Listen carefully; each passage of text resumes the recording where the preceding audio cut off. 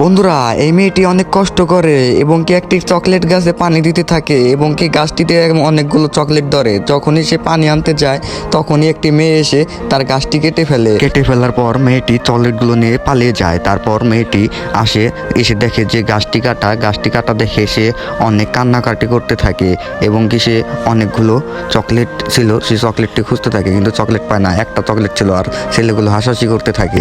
তারপর মেয়েটি অনেক কান্নাকাটি করতে থাকে। কান্নাকাটি করার পর সে মনে মনে ভাবে যে একটি চকলেট আছে, সে চকলেট দিয়ে আরো একটি গাছ রোপণ করবে এবং কি সে খোঁড়াই করতে থাকে এবং কি গাছটি সে চকলেটটি বুনে দেয় এবং কি জল দিতে থাকে।